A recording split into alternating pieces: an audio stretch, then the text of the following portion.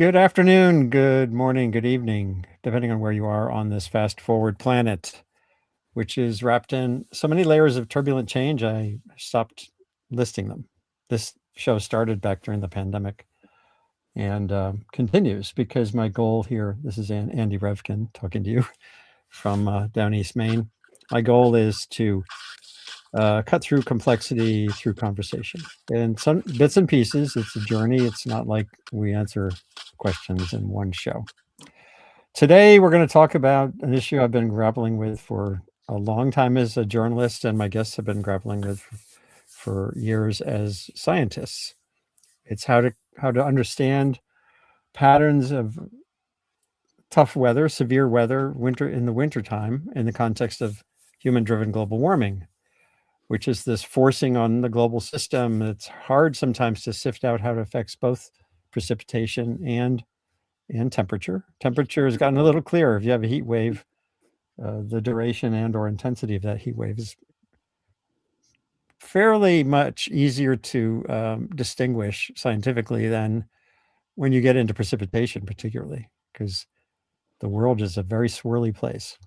So here we have Mathew Barlow at the top of your screen at the University of Massachusetts in Lowell.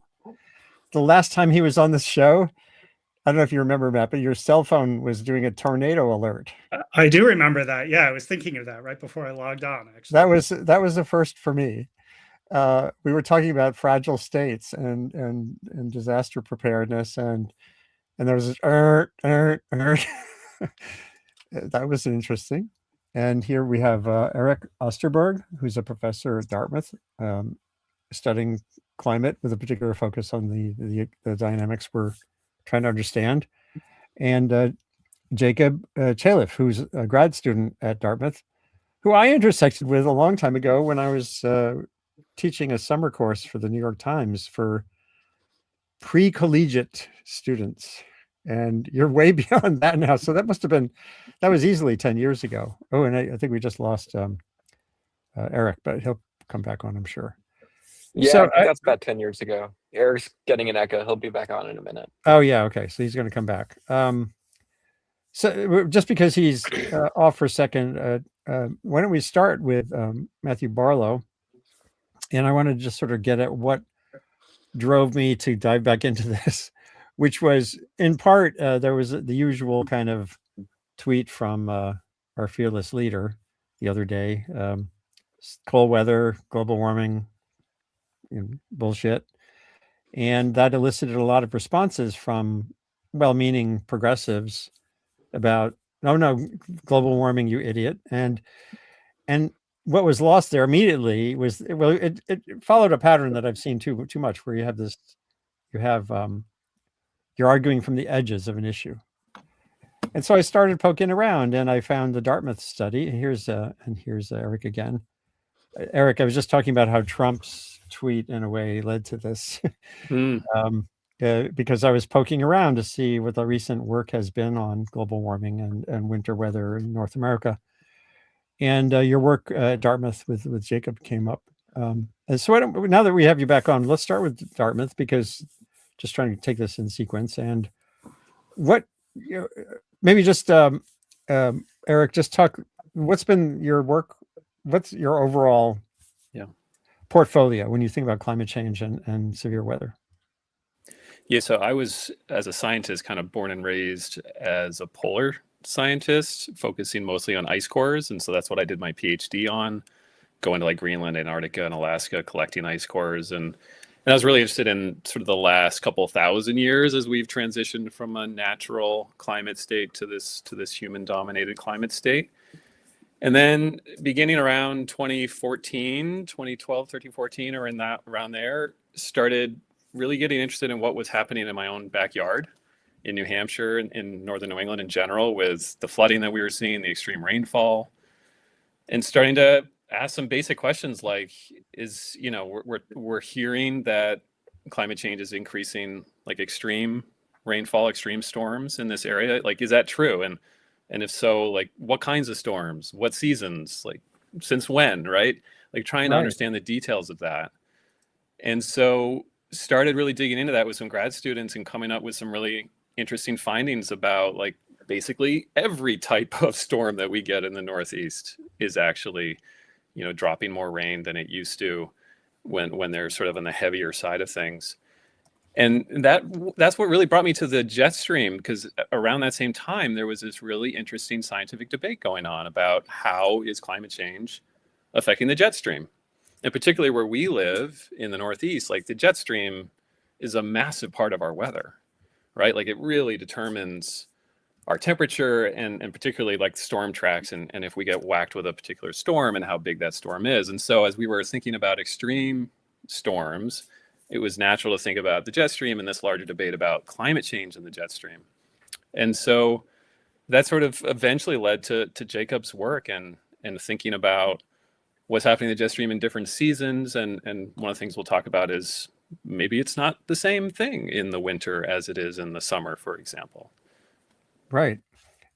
Jacob, maybe briefly, you're the youngest here by far.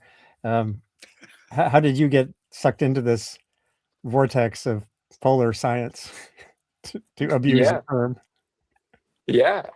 Basically, Erich mentioned it. I was in a college class with Erich thinking about climate dynamics, and Erich brought up this idea of the jet stream, and it's a very active debate in the literature on how the jet stream is changing with climate change. And one of the things that Erich mentioned is that people in our group or other people here at Dartmouth have studied the jet stream going back to, I think, 2018, maybe earlier. But a guy named Trevor Partridge here published a paper in 2018 that potentially identified this period in the mid 20th century that had a heightened period of jet stream waviness. And there is this apparent contradiction between this heightened jet stream waviness from the 1950s through 70s or even 80s, and then also heightened jet stream waviness in the 90s to 2010s. And like maybe both were true, but trying to think about putting some long-term context on this, recent increase in jet stream waviness kind of caught my attention at first, and that's how I first got involved. And since then, I've kind of followed Erich's path and done a lot of polar science in Antarctica and Alaska as well. Yeah, I saw the Antarctic work. We'll have to do a whole separate session on that. That'd be really exciting. Yeah. So the jet stream is an interesting question because so much of our observational capacity has evolved tremendously, expanded tremendously just in the last half century. Yeah. And how did you, part of your work, as far as I could understand, the paper that came out last year was extending that record, or at least understanding backwards in time into the pre-modern measurement effort, right back to 1901, I think, if that's correct. So maybe you could both talk about that. And Matt, we're going to get to you in a second on these same questions. Yeah. So we have really phenomenal measurements of our climate going back to about 1979. This is kind of a golden year in climate science. You see it all the time because it's when our weather satellites came online. So beginning in 1979, we have really good data on how the jet stream, as well as many other parts of our atmosphere, behaved. Where we entered the pictures, there's a hypothesis that Arctic amplification, or the amplified warming of the Arctic is warming faster than anywhere else on Earth, could cause an increase in jet stream waviness in the mid-latitudes where we live. Well, Arctic amplification took off in the mid-90s. And if we only have good satellite observations back to 1979, that leaves about 15 years for a pre-Arctic amplification baseline. And climatologists like to use on the order of 30-year baselines because there's a lot of higher frequency noise that can kind of muddy a shorter term signal. Right. And so to extend the record back before 1979, we relied on these wonderful data sets called reanalysis models.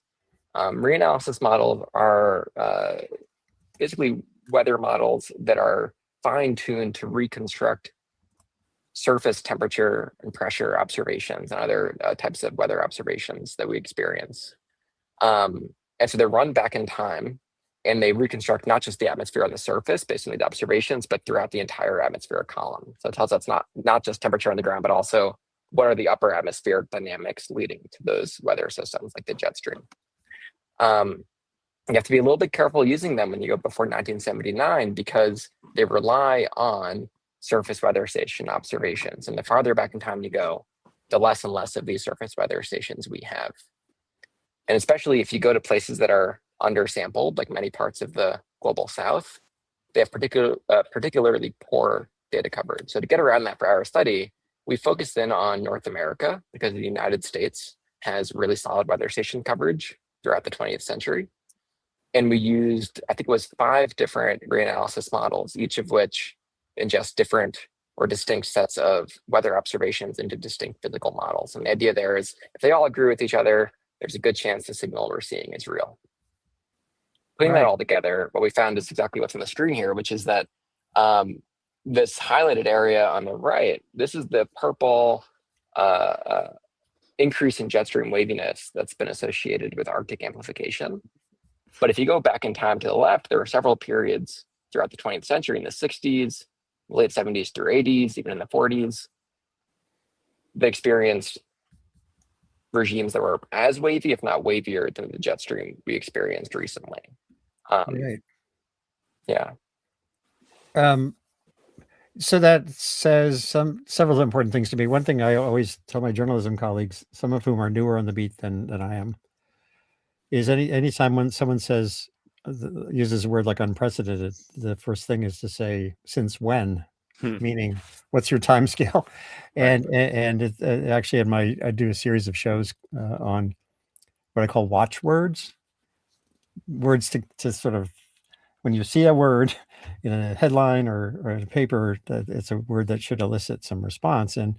And for unprecedented or extreme, it's like even extreme. The definition of the word extreme is a function of time, extreme frequency or the like. And you only understand that if you look further back.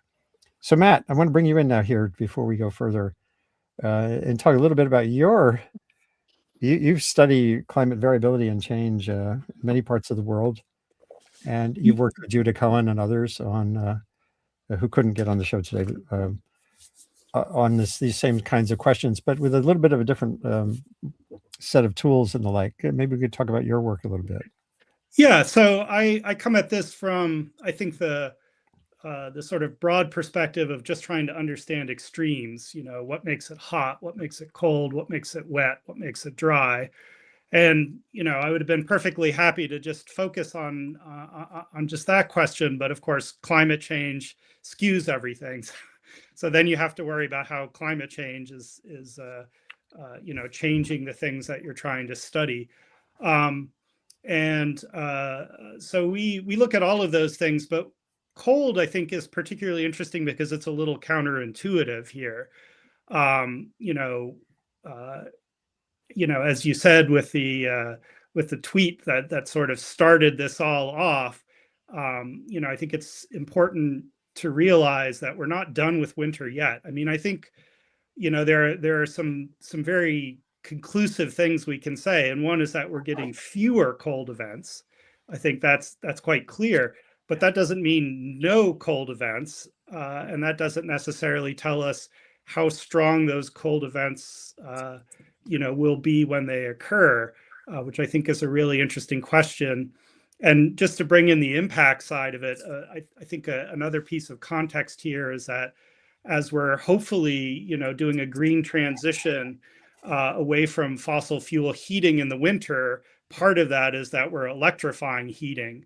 So we're putting a lot more strain on the grid when it's cold in winter, which I think really makes these cold events extra important as we're, you know, kind of hopefully trending towards a different environment in terms of the electrical grid. So that's where I come from, I think, from that broader extremes perspective. And then with the cold, one thing we've been really interested in, as you said, especially with Judah, is the connection to the stratosphere. There's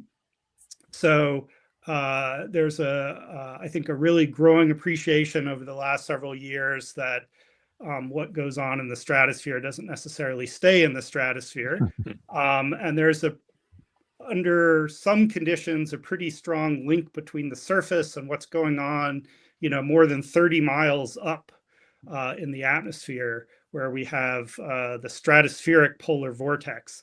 And polar vortex is a phrase that gets used in a couple of different ways, but here, I'm thinking of the winds that are way high up in the atmosphere. So there's at this point a pretty well-established link between the stratosphere and these kind of cold events at the surface. Where I think the science is interesting right now is exactly how that link works and how much it's changing or not changing with climate change. And our hypothesis is that as things warm, it changes the land surface conditions in the fall, and that has the potential to disrupt the polar vortex during the winter. So that's the angle that we're interested in is, what are the links to the stratosphere, and are those changing over time? I'm showing actually there's still some information on the United States government website about this, despite the best efforts of the Trump administration to expunge any mention of things related to climate change. This is at climate.gov. For those who want to learn more, just Google for understanding the polar vortex and climate.gov. And this we still, we'll dig in a little bit more on the global warming component here, because the work that in the Dartmouth et al. Study really does show that you've got more variability with the similar extent of conditions that we have now back through at least a big chunk of the 20th century. Had you been able to look at their work, and you have any thoughts in general about it? I mean, I don't know that I fully digested it yet, but I really appreciate looking back to 1900. I think that's it's incredibly valuable to put kind of the recent variability in that much larger context. So I really think that's fantastic. And the link to the warming hole as well is a really nice outcome of that research. So I thought it was super interesting to see those earlier peaks in waviness. Now I have to admit, I'm also very jealous because those reconstructions pre-1950 rely heavily on surface data, and our confidence in the reconstruction kind of goes down as you go up in the atmosphere. So that's interesting. Yeah, sure. Yeah, it's a little I think the information in the stratosphere is probably more not as well defined in that earlier data, but I really do like this approach, and the wavy jet hypothesis has certainly been on a lot of people's mind, and there's been a lot of back and forth on it. So I think that this is really kind of a nice long-term perspective on that. What we haven't really done is try to link jet waviness to the stratosphere. So that's a really interesting thing. And I was actually thinking this afternoon, I should ask you guys if I can borrow your index and take a look at that, because I think it's a really interesting question, and not one that we've looked at. We certainly see an influence on the jet, which you would have to, I think, if the stratosphere and the troposphere are linked. You have to have some intermediate signal on the way up and down. But I'm not sure whether it's linked to jet waviness or not. So I think that's a really interesting question. Any thoughts from Erich and Jacob on that? Can you... First of all, happy to love to work with you thinking about stratosphere further back in time. I mean, it's interesting to think about. I appreciate the deeper context, right? And I think that part of that comes from the sort of the fact that I come out of a paleoclimate world where that's our whole thing, right? Is trying to get longer context to understand how the atmosphere actually works, what's actually going on. And I think, there are real limitations, there are real challenges to going back, further and further in time. But for some of these questions, right, we actually have pretty good data. And again, the way what I really appreciate about Jacob's study, and to be clear, he did all the work here. What I really appreciate about it was he hit it with every good data set that's out there, and to compare the results and see like what's consistent here, what's consistently coming through these different data sets, these different models. And as he suggested, like that increases your confidence, right? If you're seeing the same story coming from different data sets, even though there is some uncertainty as you go further back. We didn't talk, the paper actually centers a little bit on that warming hole that we were talking about a minute ago, but we didn't actually get into that at all. Can you talk about that a little bit? Maybe Jacob first. Yeah. So the warming hole is this period of cooling in the southeast U.S. I should specify the U.S. warming hole. There's another one in the North Atlantic, but the U.S. warming hole is this cooling phenomenon in the late 20th century. And so in the late 90s, if people plotted up 20th century temperature trends, they found that there was this kind of big blue blob in the southeast US that experienced cooling, unlike the rest of the US. And there have been a lot of different hypotheses put forward for why the southeast US cooled in the mid to late 20th century. Where Trevor Partridge came in, who was the one that published his paper in 2018, is he identified that the causes of the warming hole in the summer might be distinct from the causes and spatial distribution of the warming hole in the winter. And so where we came in is we had this hypothesis that the warming hole in the winter, this cooling in the winter, could be linked to increases in these troughs in the jet stream that allow an excursion of cold Arctic air to escape south. But when we dug into it, there really weren't that many or really any papers that have studied the jet stream pre-1979, which limited how much we could say about that. So one of our goals was to see to what extent is the warming hole actually, in the winter anyway, related to or even caused by changes in jet stream waviness. And so getting into the weeds a little bit, we did this kind of like machine learning-esque approach to deconvolute different causes of the warming hole. We did find the jet stream, at least changes in jet stream waviness and the frequency of waves in the 60s, 70s, and 80s were linked to about 2/3 of the cooling signal that we experienced on the ground. One of the things that's there's a parallel here between the warming hole and the kinds of storms that we just had, a few days ago here with the president's social media post, is that both of them tend to raise these questions about like, hey, what happened to global warming, right? And that the observation that the Southeast United States has not warmed as much as the rest of the world, at least during these few decades in the mid to late 20th century, that's real, right?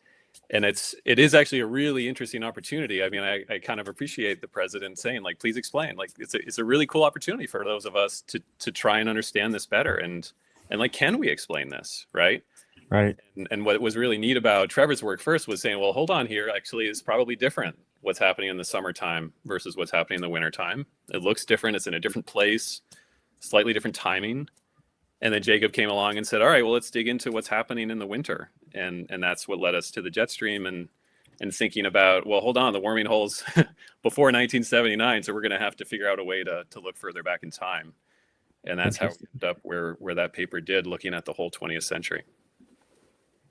Oh, that's so interesting. And I wanted to then, as you started to do it, to make the link between, not necessarily the link, but to examine if there's anything related to storm patterns that can sync up or that syncs with what's understood about those patterns in the high level dynamics of the atmosphere. And I know, Mathew, you've been involved with this too. It's actually mentioned in this really good piece you did with Judah in the conversation. You talked about Michael Mann's paper as well on nor'easters. I mean, the reason we're having this conversation is because of an epic multi-day storm that where I live in down East Maine, actually where most of you live, was at least in part a nor'easter. So how does that, the thing that affects people is weather. Like my son in Nashville, who still had big chunks of Nashville have no power because of the ice storm. Yeah, I mean, I guess I would frame that as a question in some sense.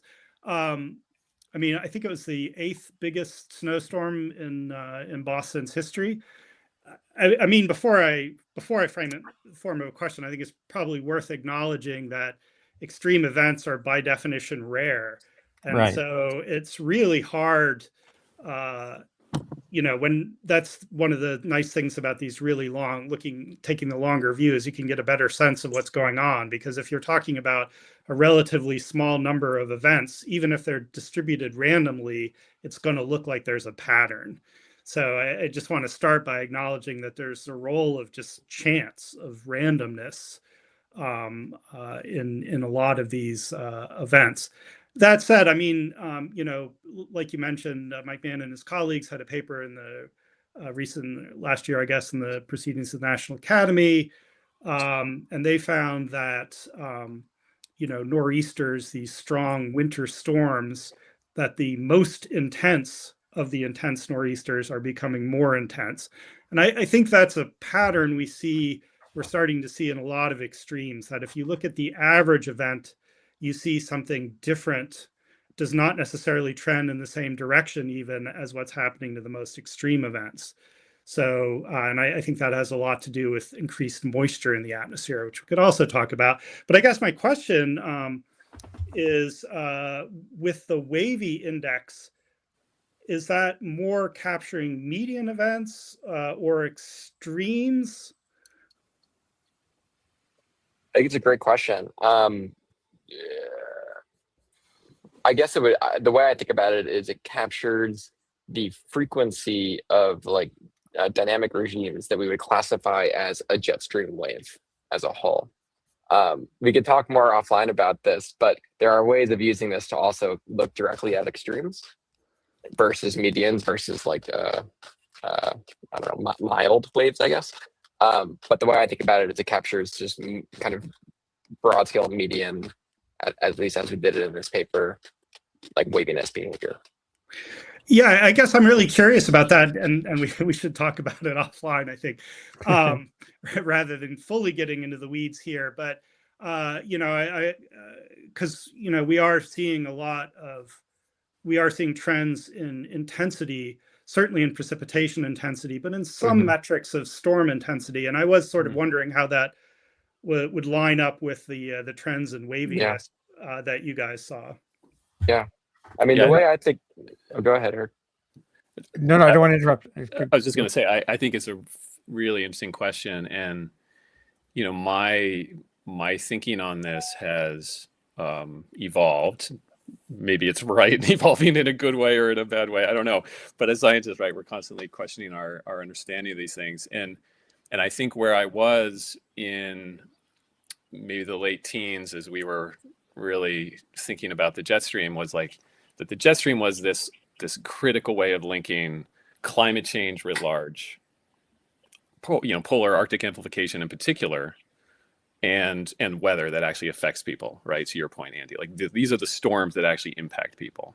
And to me, the jet stream was this sort of perfect connection between it, because that's a challenge that climate scientists often have, is well, wait a minute, 2-degree C mean annual temperature warming, what does that even mean? The storms are really what we're talking about here in terms of those impacts that everybody can understand. And I am focused now personally less on the jet stream and more on what you said just a moment ago, which is the amount of moisture in the atmosphere, right? That is, in my current way of thinking about it, that is the thing that connects all of this together, right? And what's beautiful about it is that it's the most basic physical principle of the atmosphere, right? As the atmosphere warms, it can hold more moisture, right? We talk about it, in the weeds as Clausius-Clapeyron in relationship, but this relationship, as the atmosphere warms up, it can hold more moisture, and it's not a linear relationship, right? It's an exponential relationship. So small changes in temperature, small warming, creates a really large increase in the amount of moisture in the atmosphere, and we started coming to this really simple way of thinking about it because as I mentioned in the beginning, when we looked, we actually had a grad student who said, okay, if we look at these extreme storms in New England, there's like 3 different kinds of storms that tend to be like extreme rainfall events, right? There's nor'easters like we're talking about. There's those summer thunderstorms. And then there's like tropical systems that make their way all the way up here, right? Hurricanes, tropical storms that end up sort of dying down, but they're still tropical systems. Yeah. And what we found is that all 3 of those things dumping more water than they used to, right?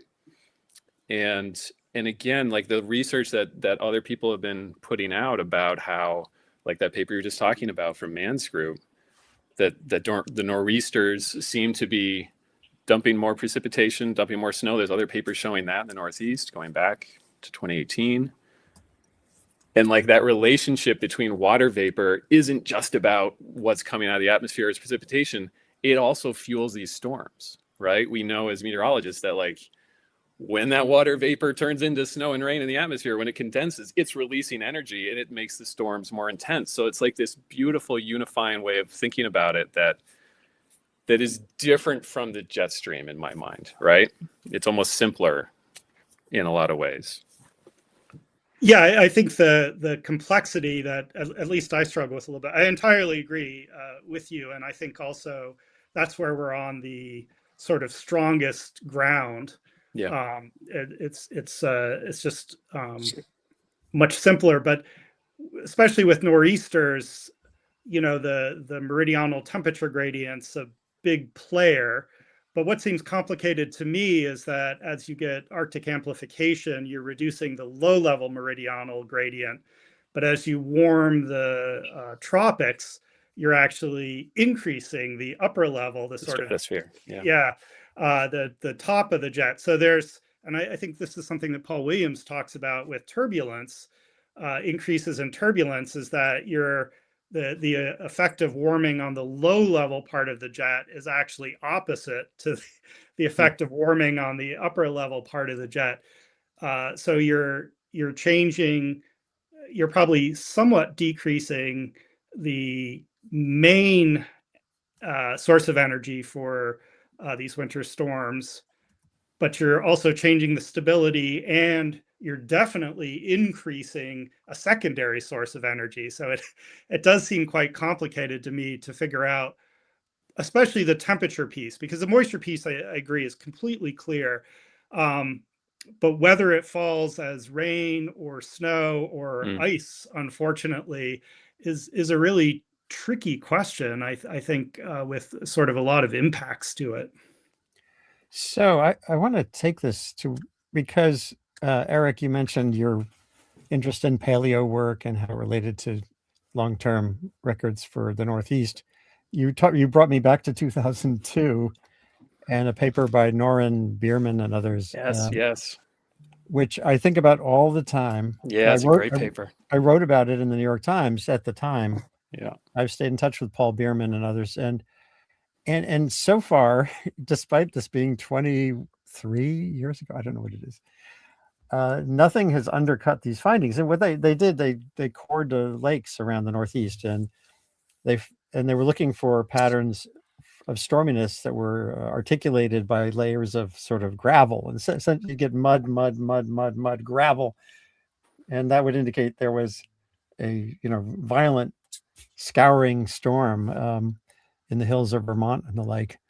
And one of the conclusions was that I highlighted here, I've highlighted many times. Basically, they say, watch out if you're looking for a signal of global warming, because this pattern appears to be in its reviving toward having even more of this storminess than there was in the 20th century. And it says, because climate synopses compiled from instrumental records can't distinguish natural from anthropogenic effects, detected increases in contemporary storminess may not be a reliable indicator of human-induced climate change. So, and I wrote about it at the time. I wrote about it in 2009 in a piece on weird weather in a warming world. And obviously right now we're talking about winter weather. This was the storm of record here was a late season 1927, I think it was, hurricane, like the Helene kind of thing that got into Vermont. It was devastating.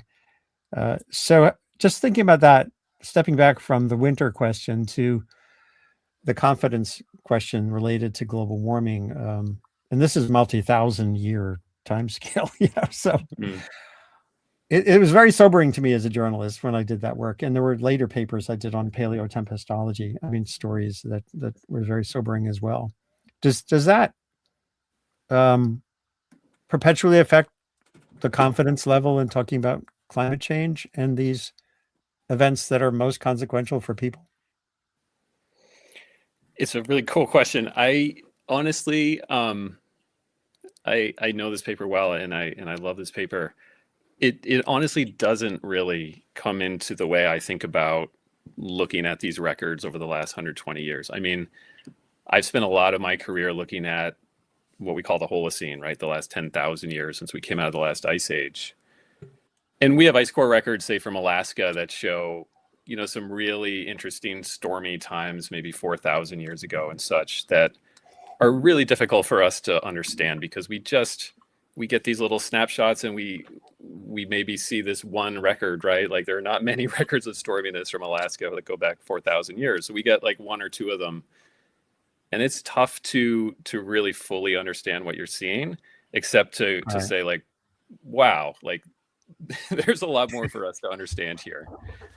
But I think going back to what we were talking about, like this relationship between, say, temperature and the amount of moisture in the atmosphere, and therefore how much a storm is raining or snowing, right? Like that is such a fundamental relationship that we understand really, really well. That doesn't give me pause to say like, hey, this is going on. Like we are seeing this because we know how much it's been warming. We have actually really good data about how storms have been changing and rainfall and snowfall has been changing. Rainfall more than snowfall, I would say. Yeah. And so it's in my mind, even as a paleoclimate scientist who does like modern stuff too, like they're almost in separate compartments in my mind, if that makes any sense. Matt, what do you think about that?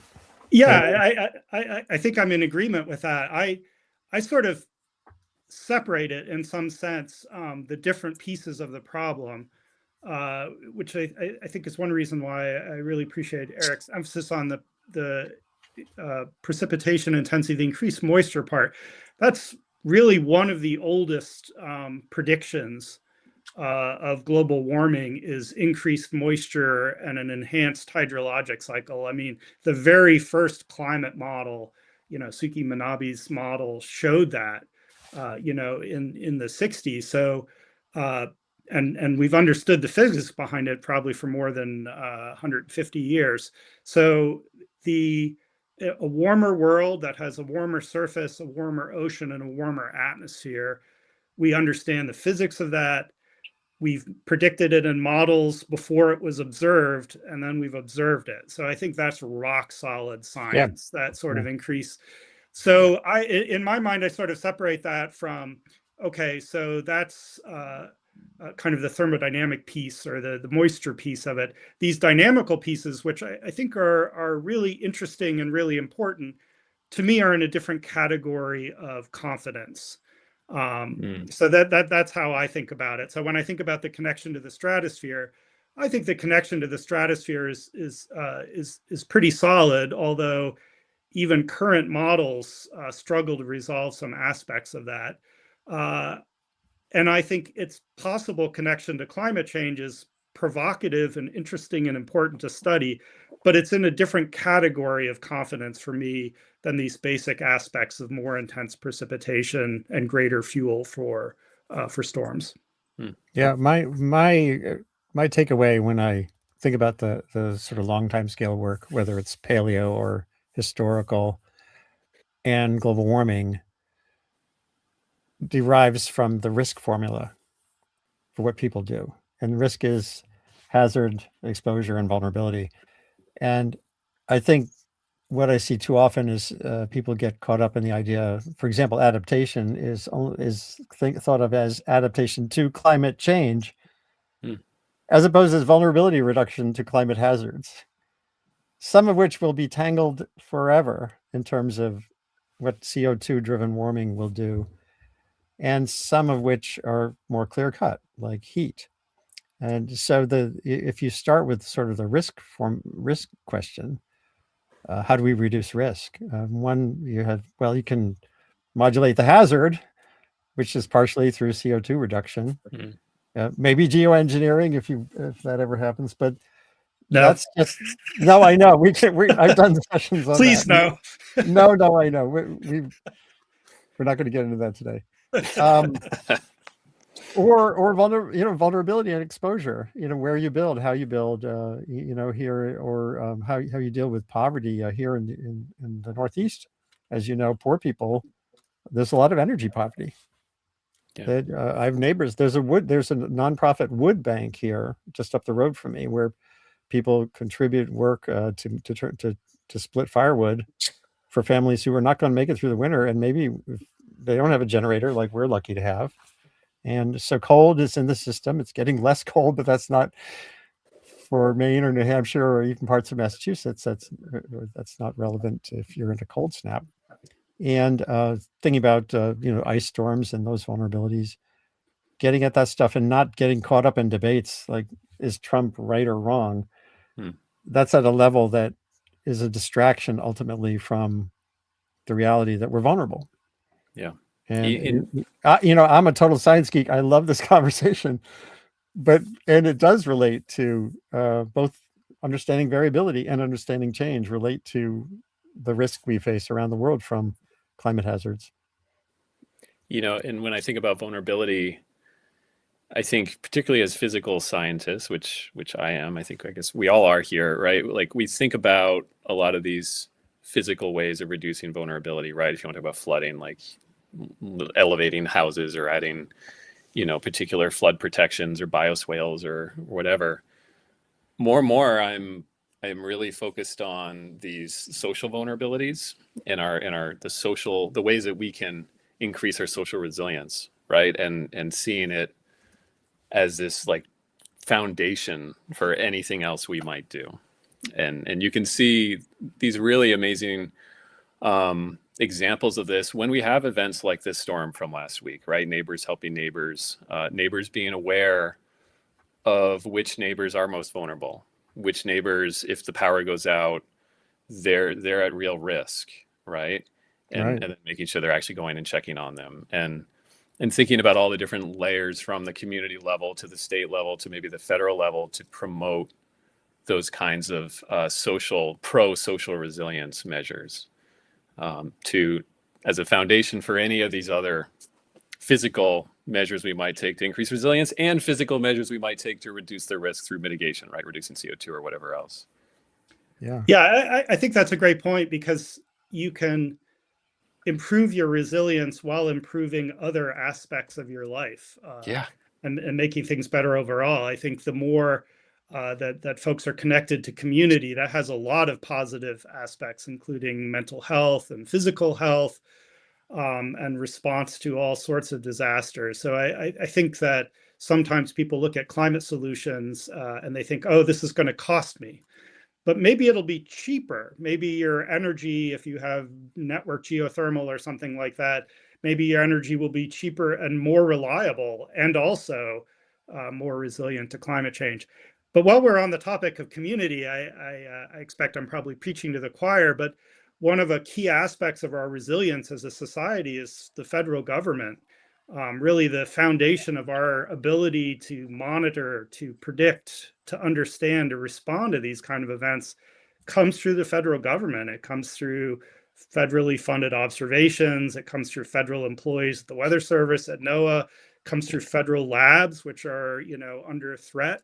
I think we've lost more than 10,000 PhDs at the federal level over the last year. I think that just came out. So I would just sort of highlight the kind of federal infrastructure that I think is invisible to most people, but really is the foundation for a lot of what we're talking about. That's a great point. Yeah, I agree completely. There was one thing, I'm going to show this just because you're taking me back again. Several years ago, under Biden, the government launched a website called heat.gov.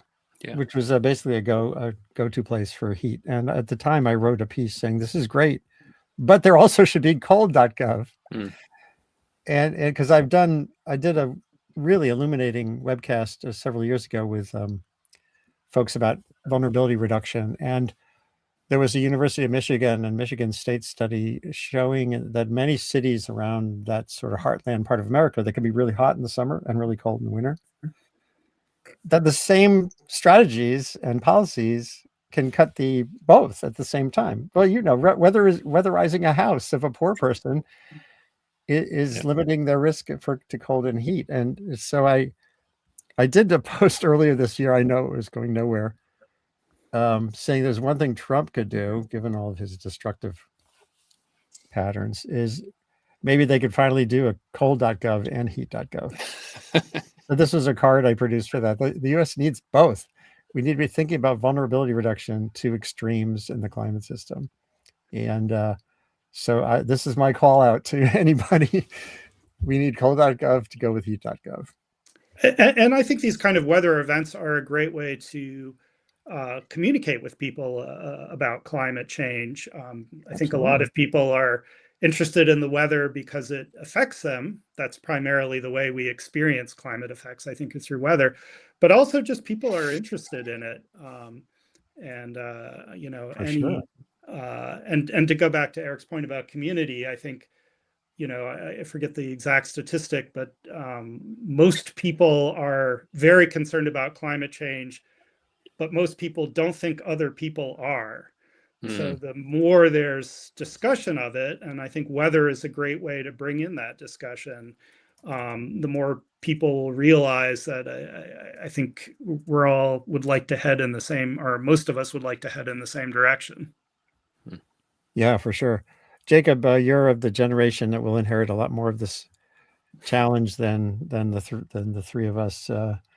What do you think about this question of the policy end here, and what scientists can and should do to drive smarter, help inspire or drive smarter approaches to this kind of weather? I mean, I agree with everything that Erich and Matt have said. The lack of federal response to climate in the past year has been devastating. But one thing as a scientist that I do is, and the reason I study past climate is, I personally struggle to put climate change in any sort of baseline. I struggle to put last winter in the context of winters that I grew up. I grew up outside New York City. We used to get snow every winter. This winter has been the first time that, where I grew up has gotten snow in several years now. That's a major change, but I think that it's often hard to put long-term, multi-decadal changes in climate in that context. And so one thing I do as a scientist is I tried to, kind of going back to this study, put this long-term perspective on climate, remind us how we got here. Because even if we as people struggle to think back to, say, winters of our childhood, that doesn't mean that systems we rely on, like agriculture and ecosystems, snowmelt, rivers, drought, etc., all of that, we rely on those systems. They know the change that they were doing, even if we struggle to remember. And so that's something as a scientist that I'm trying to do. But also doing things like this, I think that we need to, as climate scientists have done for decades, get this message out there and take advantage of when people are interested in listening to get this message out. And I have one more question, and we're getting toward the end, but not there yet. One more question comes to mind. What we're talking about here is the different chunks of the climate science community talking to each other more, if possible. Paleo, observation, and modeling, and now machine learning. How much crosstalk is there across geography? This is something I started to focus on a while ago on that long time scale, sort of Holocene early level. There was a project to look across around the North America, the Northern Hemisphere, at data sets on climate and ecology. Faces, I think, can't remember what it's called. And I on this issue, how much do the sort of atmospheric river people out west talk to the nor'easter people in terms of the dynamics they're looking at and over time scales and the like. Does that happen much? Yeah, definitely. Good. I'm glad. Those atmospheric river folks out west, like they got it good, right? Like they get those really cool river events, right? We get the nor'easters, they get the rivers.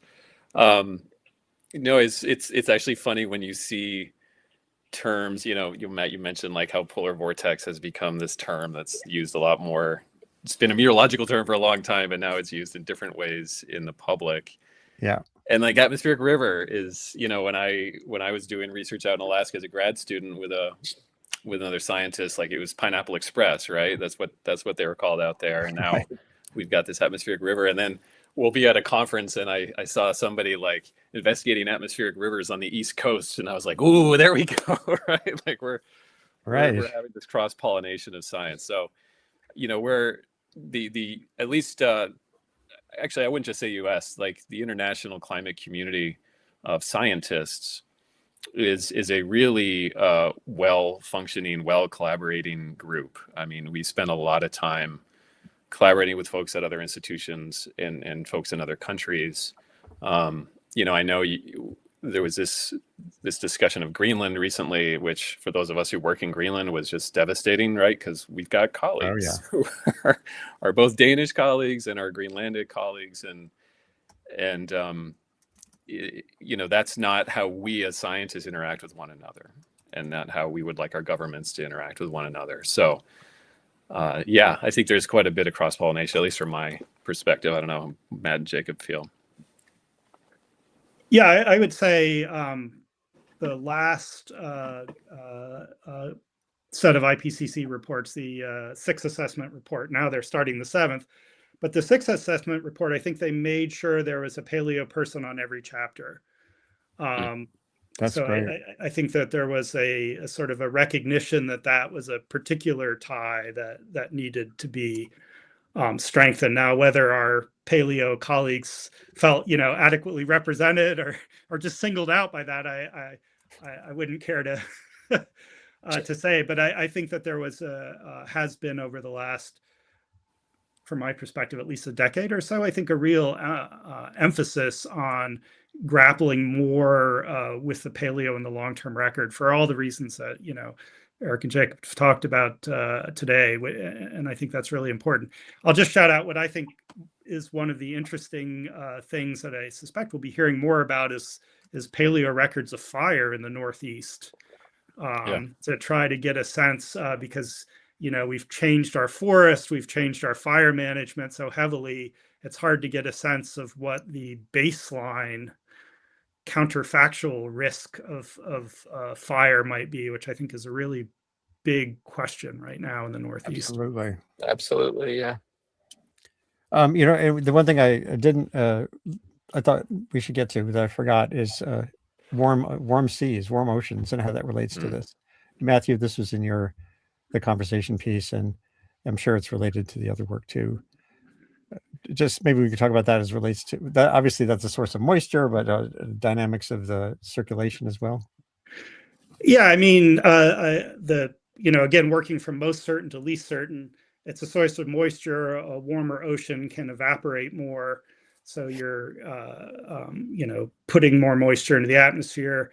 It can, under the right conditions, also sort of enhance the contrast, the temperature, low-level temperature contrast between a cold continent and an extra warm ocean. And here in the Northeast, the oceans are warming. It's one of the fastest warming places on the Earth, right off the coast. And then they have these kind of big, complicated, less certain impacts on the global sort of circulation of the atmosphere. And I think that's another one of those questions that we're really wrestling with right now is if you change the patterns of where it's warming faster and less fast over the ocean, how does that change circulation systems? How does that maybe change the pathways of storms and so on? And I think that's a complex question. And then there's the Arctic, the sea ice and snow fields in Siberia, which Judah Cohen has done a lot of work on, which I focused on a lot, having gone to the North Pole in 2003 and gone to other places in the Arctic. it's all connected. Well, you mean you can look at this storm right now, the one we just had, Yeah. right? And the Gulf of Mexico, I was just looking recently, is the warmest it's been on record, and that's where a lot of the moisture is coming from, coming up the east coast of the eastern seaboard of the U.S. Right, the Gulf Stream waters there are also extremely unusually warm compared to what they've been in the past, and that's the fuel for these storms. And actually, we got another one, right, that the models are I showing know. for Saturday night. We are looking very carefully here in Maine. Yeah, and Once right again. now, I mean, because North Carolina has snow from this last storm, that's enhancing this land-sea temperature difference that Matt's talking about, right? So cold land, really warm ocean right offshore, right next to each other. That's what spins these nor'easters up. And so you can look in the models right now for, Friday, Saturday night, and Sunday. And it's just a sort of like weak little system comes down, and then it hits that temperature contrast in North Carolina, and just boom, just bomb cyclone is what we call it, right? It just incredibly intensifies very quickly, and we'll be watching to see where it goes. It could go out to sea, could go up the coast like the last one. We really don't know yet, but maybe in a couple of days we'll know better. Yeah, I'm showing one of the illustrations from Matt Barlow and Judah Cohen's piece too. This was the circulation for the storm that struck a week or so ago.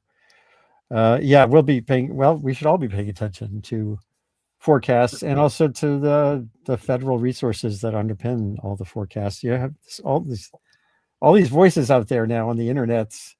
When they cite the models, they're citing federally financed systems, both here and internationally, that give us together the improved skill to understand what's coming, to reduce vulnerability, and then the climate models to understand better the long-term changes that we're exerting on the system.